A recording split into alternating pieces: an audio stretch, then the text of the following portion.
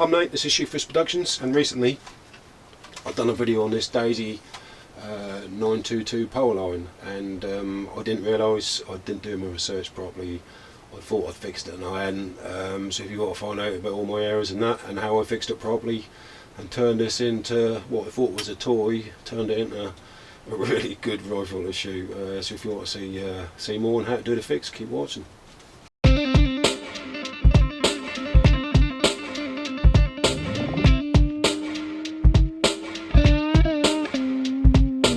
Right, so this is a Daisy Powerline 922, that's a .22, and I bought it a long while ago, even before we started our channel.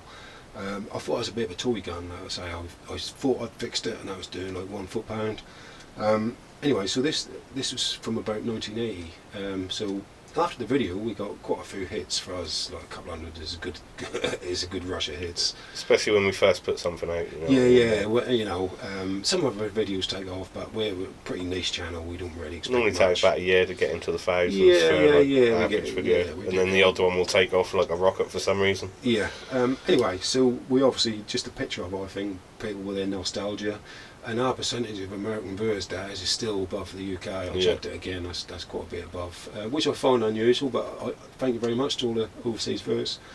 And I think a lot of the Americans only probably, not recently, but like appreciating air guns a lot more. Yeah, with the cost of living and ammo hard to get hold of. Plus, even you can cast. There's companies over there now making air rifles in a big enough calibre that you can take actual game with. Well, again, a weapon is no, a firearm is no good to you if you ain't got no ammo. No. You can beat someone with it, but you know, there's better tools for that job. So, I think ammo, the cost and everything is why air gunning now, even America, even South Africa, there's these South African dudes who do this, like, I mean, the power of their air guns is like way above, obviously, firearm standards compared to ours. Anyway, I flapped my gums enough on that. So, the reason I had a problem was I typed in Daisy Powerline 922, and yeah, there's a little bit out there, but not much. But I didn't realise the Daisy 880, which is the 177 version of this gun, they still make it to this day.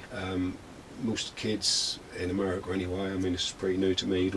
Have you seen many of these about days in your time? Or? Yeah, they were always about. Like you saw them on car boots and stuff. So I gather they were like a junior rifle. Right, but to be honest, mate, in 1980, about that time, if these were in their heyday, I wouldn't. I've always seen one in Poundhouse. Put it that way. I mean, you know what I mean? I probably weren't into guns at that age. It's a sort of relatively recent thing with me. I had a slight interest, and then I met you, and that rekindled my interest.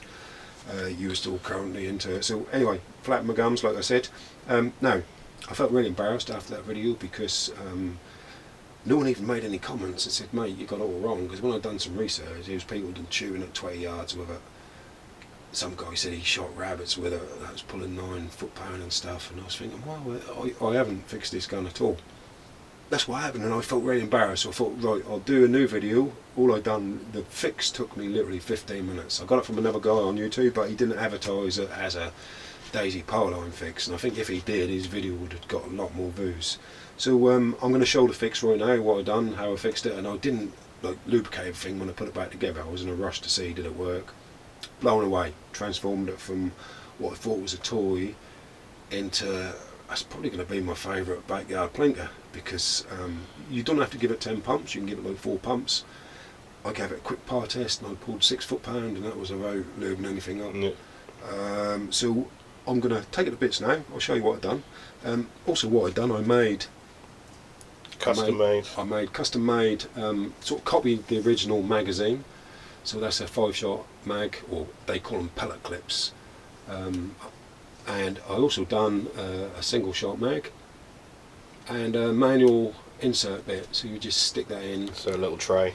Yeah, but what I mean, if you look with a scoop on it, pretty tricky to feed the pellets in. So I'd have said if you're using the open sights, which probably would be alright nowadays. I mean, that first video was a disaster, really. No more now. You had to take a few steps forward just to hit something. I thought I was lucky actually when I got the rifle at an auction that still had that original magazine with it, and they're hard to get hold of. So you know, if you're looking for them, just do a quick search on eBay or whatever. You never know, you might find them. Find some custom mates. I think I flapped enough, so I'm now going to get straight into taking it to bits. I'll point out the bits. the fix I'd done. So I'm going to get on with it, Daz. I mean, obviously I'll speed a lot of this up in the when I edit it, or I might not. I mean, if perhaps we could just talk to people, Daz, while we're doing it. I dare, Daz. I'd love a version. Some of our viewers. We've probably got 100 hardcore viewers, in all honesty. I'm alright with that. I appreciate every one of you. So again, a bonus of this gun, Daz, this cheap scoop which I put on a Gamma Whisper Springer, just blew it to bits after about 20-30 shots. So cheap scoop, alright, but not for anything that's like got recoil. So if you got like, I'll put it on the Wear Arc HW40, which is a single stroke pneumatic, perfect. Put it on this gun, perfect, because there's obviously no kickback, nothing at all. And I've also got a cheap red dot sight, which would be perfect for it as well. So, but I quite like the scope because my eyesight and stuff, seeing things a bit bigger, is good. So first thing first, scope off. Obviously that doesn't come with a scope, so right, I'm just going to stop flapping, I'm going to rip it apart. So you've got to take that screw out on there. And I won't be taking this side plate off because you've got to sort of unhook the lever on the inside. And when I was trying to put it back together, I was trying to put the lever in from the other side, not realising, because I think I left this plate on. So you do take both sides off. This is the all metal version. If you've got an 880, which again I haven't never seen one. All I got is this 992. So take the side plate off again. Nice weighty, well-made thing. And these older guns are revered because everything is metal. The receiver's metal. So take that off. Now this side will come off. If you see in there, this is the slide bit. What push your pellet in. So you might have to. This just whole trigger guard come out as well to get out of the way. And this bit should just pull out. Don't worry about them bits pulling out. I will show you how they go back together. And when I do put it back together, I'll be using silicone grease on the plastic to plastic bits. I'll be using special gun O-ring lubricating oil, which is called 5W30 from Tesco. Shoot fish special. A shoot fish special, that'll last you probably years. Lubricating your guns, unless you got 100 guns and fix them every week, that is going to last you probably as long as you have your gun. That I'm going to use on the main seal and probably the pump seals. Now there is a bit missing in here, which I'll show you. There might not be actually, but I think it is. This being an older gun, so I'm just going to keep them screws there, so I know what they are. And there's not too much confusion with the screws and stuff. Right now. I've taken this apart before. Now you might think, oh, that ain't coming off, right? And I tugged and pulled, and I got a screwdriver under this one, I think, that may squeak a bit. I might have to glue that down. I'm glad I didn't break it. There was no screw, and I thought, oh, so I had to go and watch a video of a guy taking it to bits. And oh yeah, by the way, the stop just slide out. You slide it forward and up and out, and that foxed me. So just that one tip will hopefully save someone from breaking a gun. Right, so once you get out of there, this bit slides off. It's just like a barrel shroud. Now another improvement is, a guy said, and I might do this, he said about, I might maybe put some O-rings around this outer barrel. You can see by the marks on there and something to support the end of the barrel to keep it. But I was just thinking, well, maybe, I don't know, just give it a bit more cushioning on the barrel maybe, I don't know. It's a rifled brass barrel. Now that bit there is when you pull the cotton lever back, you pull your trigger and that pop up, and that basically, I'll show you that now, so just to give you some idea how it works. So when that bit pushes down, when you pull the trigger, that pulls up this little lever which releases all the air out. So the next thing is the cocking mechanism. So you got a pin here. And again, I might have to, I'm probably not going to grab my moly grease because, right, hang on, let's take the pressure off it. Give it a little push, there we go, you cock it and take the pressure off it. One pin out, and then this whole pump mechanism should just slide out. Now, you're going to find two little wheels come crashing out and you think, shit, where'd they go? Where'd they come from? So basically they fit on there, and again I'll be lubricating these with silicone oil because it's plastic, and they sit in there and feed inside, and that stops that wobbling about. So I'll just take them off for now. So this is your plunger assembly. Now there should be a bit of foam on the back of there. I'm not going to do it today, but I will probably do that. It's just like a wiper, keeps the inside of the tube oiled. And this bit is not a seal. That's like that takes up some of the shock. And this is one of the main O-rings. I think I changed it, I'm not sure, but that does pump fine at the minute, and I didn't oil it up, so that's all okay. So I mean really, if you got all these pins that are held in by being inside this metal case, so be careful they don't drop out. If you want to dismantle that further, you can. I probably did grease it up last time and everything feels alright, so I might just give that a bit of a lube when I put it back together. So I'm not going to touch that. You don't, and probably I would try this fix which I'm about to show you before you think about doing anything with them seals, because the chances are that's going to be what I'm about to show you. So on the back of the assembly here there's another pin. Now I don't know on the new ones whether, I think this is probably got to be all metal on the new ones, but again don't quote me on it. This then slides off, and this, like I say, this gun is so easy to take apart. Now this is a 1980 model, and this tube is brass, which is good apparently. The newer ones, this tube is aluminium, and they won't stand for much over pumping. And I did see online, they said if you've got a bit of brass tube you can pump it 20 times. But to be honest, Daz, I might go 12, but the sort of power you're getting out of this gun. Now, when I first thought I'd fixed it, I thought this seal here was the main problem, and that kept getting chewed up when I was putting that tube on. I found bits of rubber inside there. So I think I eventually found it, and I will put some silicone grease on that when I put it back together. But when I tried this fix I'm about to show you, I didn't. So that's that assembly. No need to strip that down anymore. I would say, if that's working alright, you can unscrew that valve. There's another O-ring in there you could lube up, but I'd be honest and say, if it ain't broke, don't fix it. So what I recommend, now in here there's a spring, and also a little metal cap piece, so you can see that in there. This bit sits on top of that, that sits on there. Now I didn't understand how this gun worked and held the pressure. Now when you fix things, understanding how they work is essential. So any mechanic wouldn't need a manual, they just need a bit of time to look at something, suss out how it's working and fix it. So that's the metal cap which sits sort of holding the air. This is the main chamber seal, and there's a spring on the back. This is sprung loaded. When you pump it, this pushes back, the air squeezes past that bit, which is, if you look at it, it's slightly angled upwards. Well, it is now, but when I first took this out, and I feel like that's fit alright, but that weren't really making a seal. So that spring, just push on the back of it. Now the secret fix is, and I am going to try and make something custom for this seal, and maybe make it available, I don't know. But if you can see in there, Daz, I can't quite hook it out, and I don't want to damage it. There's an O-ring, which is a perfect fit, and what happens is, the spring will push down on that O-ring, and that will flare this rubber seal out, which there's nothing wrong with it other than that's been sitting in your gun, like in my case, for years, never been used, and that just get flat. So all that need is engine oil lubrication, put an O-ring inside it, and I am going to definitely, I can't even say the word P-R-I-N-T, because strange things are happening when you mention that word.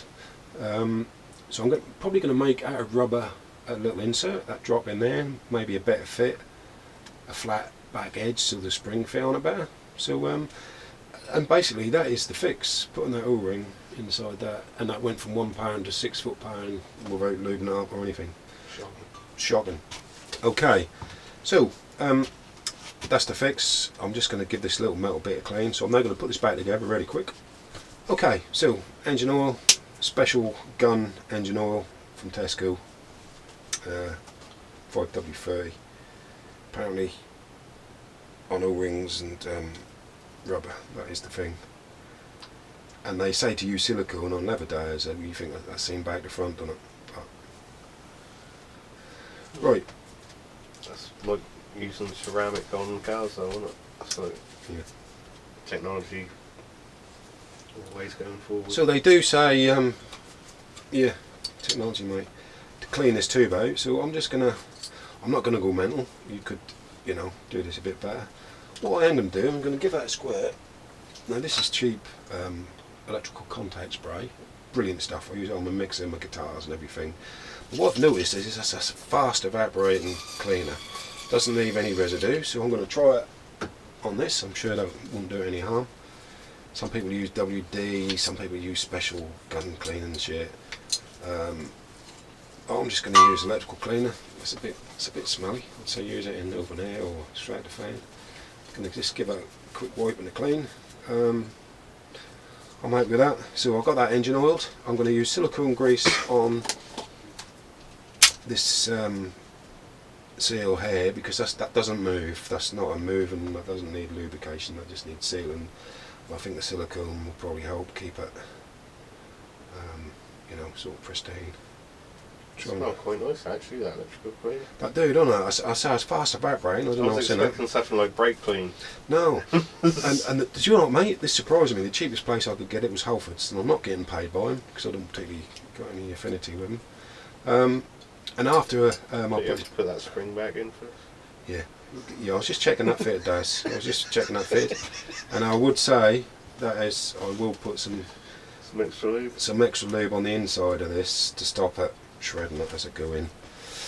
So, yeah, that might help if I put it back together. Probably. Thanks for that. Well, I was just checking you were watching, mate. I was just checking you were watching. Okay, so we've got this bit, which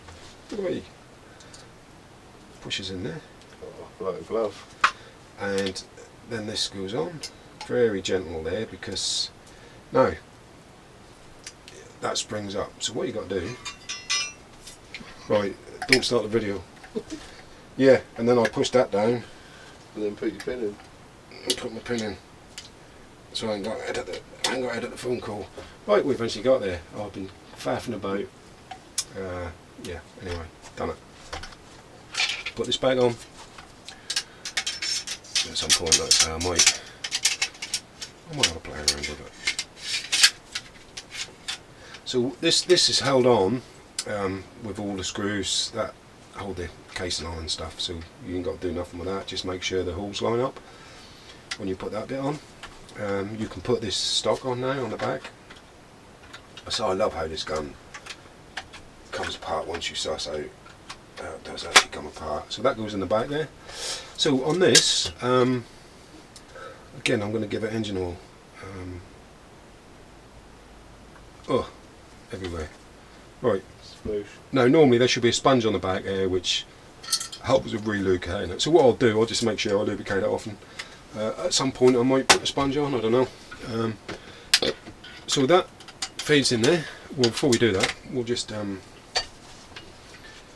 we'll lubricate the plastic bits with silicone grease. Again, I'm not a gunsmith. If you feel uncomfortable with doing anything like this, don't do it. Get someone else to, or get, I don't know if you're supposed to be trained firearms person or whatever. This is, I don't know. So silicone on plastic. I've got the engine oil on the plunger. So once you've got that all lubed up, that's a special two-man mixture. It's a special two-layer mixture, and the silicone grease is from I got in a tube from a car place. To be honest, that's not special. So again, make sure your plunger ain't going to get cut up as you push it in. There we go. Right. So you'll feel a bit of pressure as you push that in, and what I found is you have to move the lever out to get your pin in. It don't matter which side you put the pin in from, because basically the plastic case hold that all in, stop it falling out. So shut your gun. You know, you had it. Give it a little. Yeah. I mean, I could actually test that now like that, but I will get it all screwed together. I'm pretty confident that's going to work. Should I just check it?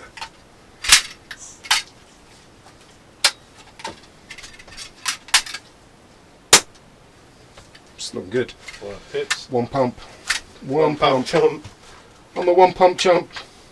Right, that's that. So now I've got to get these bits on. So on this, some of them will have a point on, like a magnet, and the 177 shoot BBs and the 22 doesn't. So if you've got two tubos, like mine, an old one, and the pointed bitting on there, don't worry about it, that's normal. Right, so this bit, either way, however it hook in, you want to lube this up with silicone grease. So that's what I'm going to do. Don't go mental, because obviously grease attracts grit and shit, if I can say that. So put that in. You obviously know you've held the gun, got to pull that back, so that obviously goes in that way. And this bit, that goes in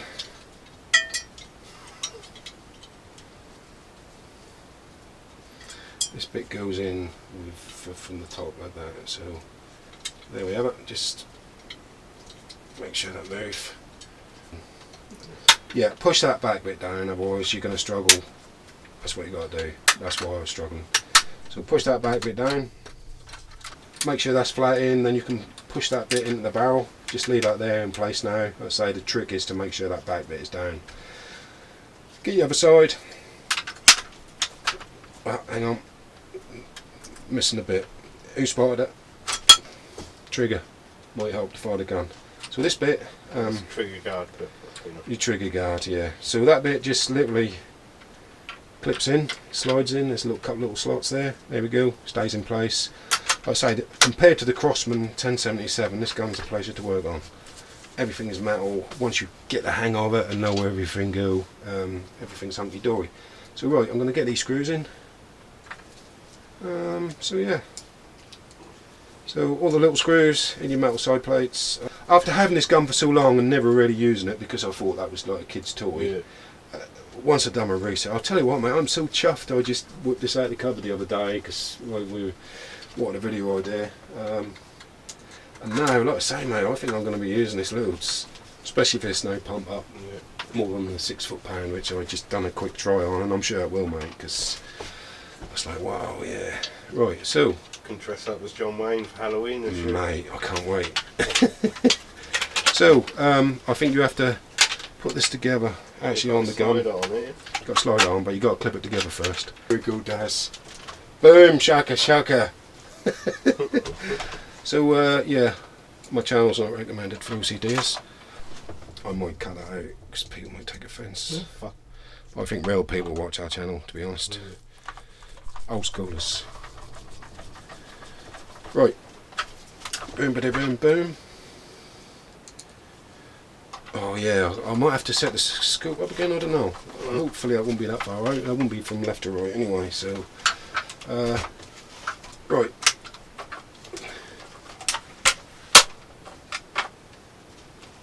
Oh, safety. Wow, one pump. One pump.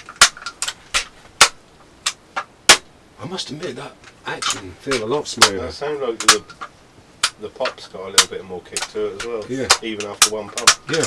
One pump, 2 pumps. Wow, you need to put silencer on that, mate. Right, I was going to clean the barrel with that electrical cleaner, but I don't think I'll bother. I probably will do that at some point. But with it being a brass barrel, I don't think there's obviously no corrosion or nothing. Maybe just put a pellet cleaner through it. Like a Daisy Powerline 922. It's the same as the 880, which can still be bought. This video is only for this particular one, which come from about 1980. I think that's better made. It's all metal. The newer ones are plastic and 177. Really glad I discovered what it really is. It's got little bits of rust on the barrel and stuff. I might rub that down and repaint it because I think that's worth it. So I'm now going to put the scope back on. You obviously don't need to see that. So just fixed the Daisy, which can have a quick shoot, maybe a quick par test just to make sure and see what the par's up to. Okay, so there we go. Yeah. I think I'll give it the full 10 pumps. First go, see what happens. How's that play? What are you trying to take out some of them CO2 cans? I'll just try a can first, see what sort of pop I give. Right, so that was 5 pumps. What I would say to anyone, if you're going to think of getting one of these, and the 177, I'd say, yeah, if you've got a backyard. You say that's bull bearing 177? They'll fire BBs and pellets, yeah, and you can multi-load the BBs, but pellets are one at a time. There's none of this mag business with it. Yeah. So if you grip that handle tight, I've got big hands, your knuckles keep hitting that top bit, yeah? If you don't grip the handle tight. So if you grip the handle tight, I mean, you quickly learn, because that do hurt a bit after a while. So grip the handle tight. Well, Well, when I first used it in the other video, I actually clipped the meat and my Did you really? palm in it. Right, wow. So we've had this scoop off. We didn't set it up or nothing. However, I'll be better off. Say the light is fading a bit. So what I'm going to do, I'm just going to go for a can to start with. Oh, I think I went straight through it, didn't it? What can did you go for? That silver one next to the 3. I don't know. I didn't hear any can noises. Right, 8 pumps that was. Let's see. I'll just go for another can then. That's how win. Yeah, you hit that one. The one on the right Yeah. or the one on the left? No, is it San Miguel can? Yeah. Yeah, that's what you hit. Yeah. I've got good 4 pumps. So the light is. I'm going to shoot that top. Oh, I missed. We'll be using this gun in the next video shooting stuff, so I'm just going to give this a 1-shot power test.